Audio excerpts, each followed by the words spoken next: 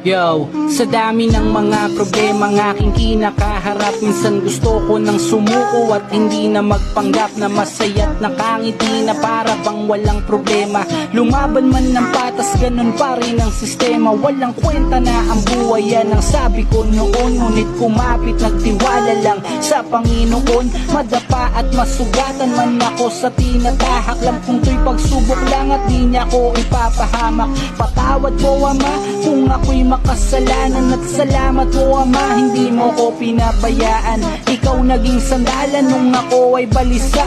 Lubid kong kinakapitan, wala palang mapapala. Kaya ikaw, oo ikaw, alam kung meron kang problema, pero di yung solusyon ng buhay tol, wag mong ibenta.